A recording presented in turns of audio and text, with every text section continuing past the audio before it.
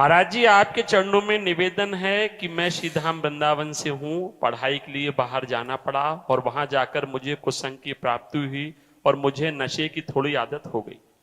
नशे की बुरी कौन आदत। कौन सा नशा करते हो बच्चा? अरे बच्चा, बहुत, ये तो अपना जीवन बर्बाद कर रहे हो बच्चा।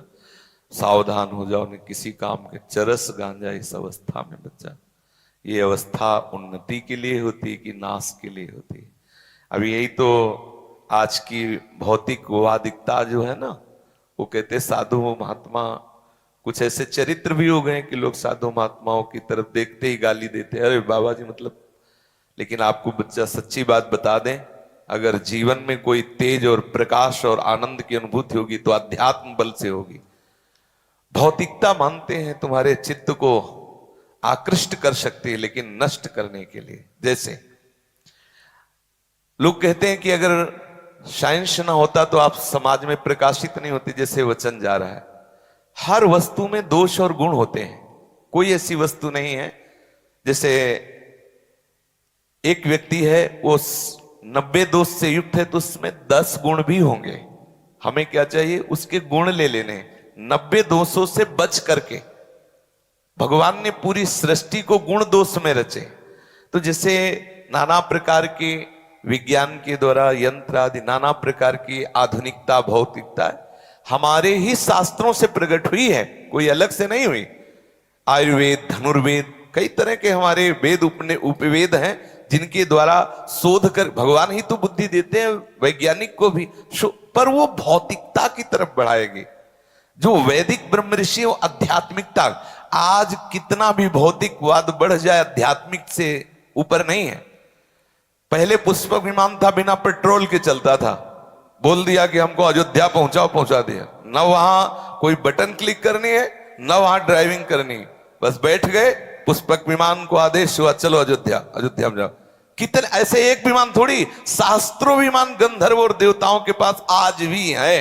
अगर कहा जाए कि पहले आध्यात्मिकता में क्या सामर्थ्य थी, आंख मूंदे बैठे, हजारों कोस दूरी उनका व्यक्ति बैठा हुआ, संकल्प किया उसके हृदय। जैसे आज लैपटॉप से नहीं, उसकी फोटो आ गई, आपकी फोटो वहां पहुंच गई, ऐसे वो ध्यान के द्वारा किया, संकल्प वहीं पहुंच। ये सब अध्यात्म से ही है, जितना आप बाहर देख रहे हैं। तो बच्चा आज क्या है, हम इतना भौतिकता में बहते चले जा रहे हैं कि हम अपने आध्यात्मिकता को, पवित्रता को, शास्त्र संयम को खोते चले जा रहे हैं।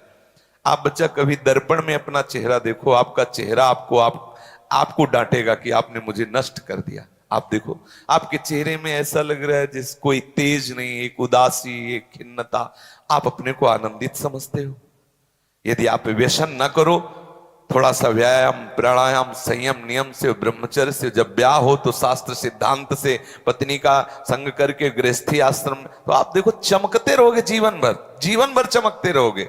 20-22 वर्ष तक ब्रह्मचारी फिर गृहस्थी में गया, संतान उत्तम, और वो कभी ऐसा नहीं हो सकता कि वो संसार के भोगों को भोगने के बाद वो मरणासन में पहुंच जाए, नहीं। क्योंकि उसने परिपक्व नियम, जो हमारे शास्त्रीय नियम है कि 25 वर्ष तक ब्रह्मचर्य रहे, फिर 25 वर्ष तक गृहस्थ में रहे, फिर वानप्रस्थ, फिर संन्यास आदि की पद्धतियां, चलो और कुछ नहीं तो कम से कम जब तक ब्याह ना हो तब तक ब्रह्मचर्य। अब ये चरस है, गांजा है, शराब है। किसी ने कहा कि वो मांस और अंडे आदि में ऐसे परमाणु होते हैं जो शरीर को निरोग करते हैं। अरे वो जीव नहीं है जिसकी तू हत्या करता है। अपने शरीर को रोग मुक्त करने के लिए किसी जीव की हत्या करता है, तेरी बुद्धि भ्रष्ट हो गई। अब फिर जब हम बोलते तो वो लोग कहते हैं कि साइंस को और डॉक्टरों को ऐसा बोलते हैं। ठीक है, सब अपनी अपनी जगह ठीक, लेकिन तुम्हारे अंदर ये संस्कार जो पड़ रहे हैं कि थोड़ी बियर पी लो तो शरीर स्वस्थ रहेगा, थोड़ा सा मांस खा लो तो तुम्हारे पर रोगों से लड़ने के परमाणु रहेंगे, कैसी बात करते हो? क्या समझते हो? संयम नियम में जो ताकत है वो किसी में दूसरे का मांस भक्षण करने वाला, वो राक्षसी प्रवृत्ति वाला क्या बल को प्राप्त होगा? जो अध्यात्म बल से युक्त है वही बलवान है। अगर वो संकल्प करे तो जो चाहे कर सकता है। आज आप लोग अध्यात्म बल से हीन हो रहे हैं। जरूरी थोड़ी कि आपका शरीर भैंसे जैसा मोटा है तो आप बलवान हो, अध्यात्म शक्ति के बलवान हो। न संयम रह गया, न नियम रह गया। इन जहर को खा करके आप प्रमत्त होना चाहते हो, बलवान बनना चाहते हो, धिक्कार है बुद्धि को। अब क्या करें, मतलब ऐसे कुछ लीला चरित्र है कि संत महात्माओं की बातों पर विश्वास नहीं किया जाता और छूटते ही गाली दी जाती है उनको। भाई संसार है, हर प्रकार का संसार है। आप इतने दिन देख लिए संसारिक कृत्य करके, अब थोड़ा अध्यात्म को भी स्वीकार करके देखिए। अगर आप संयम से चलिए और आपके हृदय में आनंद ना आने लगे, उत्साह ना आने लगे, तो आप देखो कैसे हो गए। आप खुद बच्चा देखना, आपके देखने से लग रहा है कि आप कितने क्लेशित हो। भले आप उस नशे की ध्वनि में कह दो कि नहीं जी मैं मौज में हूं, कुछ दिन बाद आप देख लेना कि आपकी स्थिति क्या होती है। इसलिए भाई सावधान रहो। भी तो नए बच्चे हो, कितनी आयु है आपकी? अब बताओ, 25 वर्ष की आयु तो ऐसी है कि पूछो मत। इसमें तो बिजली जैसा करंट शरीर में होना था, बिजली जैसा पावर। तो बहुत विचित्र बच्चा है, आधुनिकता बढ़ती चली जा रही है। अब हम जब कहते हैं कि स्मार्टफोन, तो बोले फोन रखेंगे तो आपका सत्संग, तो उसके दोष मत स्वीकार करो ना। उसमें अगर ये गुण है कि आप दूर देश से बात कर सकते हो, आप सत्संग सुन सकते हो, तो आप गंदी बातें क्यों देखते हो? आप गंदे उसमें वो सब क्यों करते हो? अगर वो ऐसा करोगे तो दोष युक्त फिर आपका जीवन नष्ट हो जाएगा। हम साइंस की निंदा नहीं करते क्योंकि हमारे ही शास्त्रों से, लेकिन साइंस अध्यात्म की बराबरी नहीं कर सकता क्योंकि वो अध्यात्म से निकला हुआ है। जो लोग ये समझते हैं कि इस तरह से अपने जीवन को नष्ट करना ही आनंद है, तो परिणाम आप देख लेना।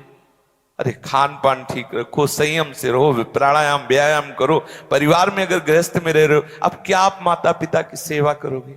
क्या आप माता पिता के सुख के विषय में सोचोगे जिन्होंने आपको इतना बड़ा सयाना किया? आप नशे में धुत हो तो क्या देखोगे? बुद्धि अपवित्र है, अगर वो बात करेंगे तो आप पीटने की सोच लोगे। अगर वो समझाने की भी चेष्टा करेंगे तो आप उनको डांट दोगे, क्योंकि तमोगुणी आसुरी प्रवृत्ति के आहार विहार हो रहे हैं। इसलिए भाई सावधान रहो, छोड़ो इसको। ये आपने उसमें लिखा है, मुझे नशे की थोड़ी आदत हो गई थी। नशे की बुरी आदत के कारण मैं नौकरी छोड़कर वृंदावन आ गया। इसी कारण से यहाँ आकर श्री जी की कृपा होगी और नशे की आदत से मुक्ति मिलेगी। लेकिन महाराज जी यहाँ भी आकर थोड़ा सुधार हुआ है। क्या महाराज जी श्री जी मुझे क्षमा करेंगी? क्या बच्चा, उनकी वृंदावन में सुधार की बात नहीं, सुधार आपको करना होगा। अगर आप सुधारोगे नहीं तो आपको यहाँ ऐसे यार मिल जाएंगे जो फ्री पिलाएंगे। भगवान की माया है, आपको ऐसे मिल जाए जो हर चीज है प्रभु में, क्योंकि प्रभु पूर्ण है।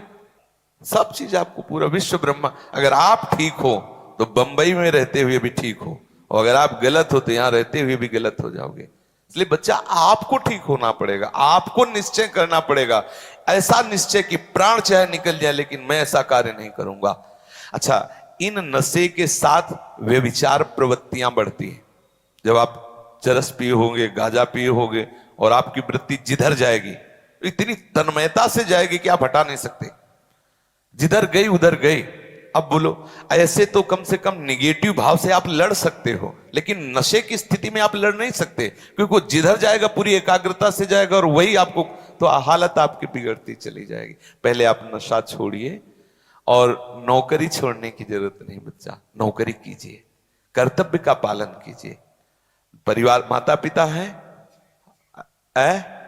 हाँ बच्चा, सेवा करो माता जी की। ये सब बाहरी बातें छोड़ो, ठीक से चलो। अभी आपके लिए अधिकार नहीं कि आप वृंदावन वास करो और ऐसे ऐसा उद्दंडता नहीं, आपको वो बाहर से भी ज्यादा उद्दंडता यहां मिल जाएगी। जो जैसे लक्षणों वाला होता है उसको वैसे ही दर्शन, वैसे संग, वैसे सब मिलने लगता है। पहले अपने आप को ठीक करो, नौकरी में जाओ, माता की सेवा, माता की आराधना करो, ऐसे भगवान मान के उसको रोज साष्टांग प्रणाम करो, मेहनत करो, बलपूर्वक उसको भोजन, उसको वस्त्र, उसकी सुख सुविधा, उसको ऐसा लगे कि मेरा बेटा सुधर रहा है। थोड़ा दंड बैठक मारो, थोड़ा गाय का दूध पियो, फल खाओ, ऐसे में कमाओ। मनुष्य जीवन है, आनंद से रहो। आनंद के लिए जीवन बच्चा। इसमें नशे में आनंद, जिसे तुम आनंद समझते हो, इसमें आनंद है क्या? अभी आनंद की तो परिभाषा ही नहीं जानी।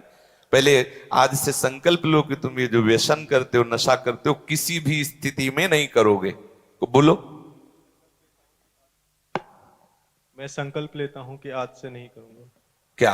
नशा नहीं करूंगा, कोई भी नशा नहीं करोगे, ठीक है ना? और अच्छे बच्चे बनो और आते रहो, मिलते रहो। दर्शन से एक नवीन परमाणु मिलते हैं। वृंदावन धाम में ना साधु समागम से एक आध्यात्मिक बल मिलता है।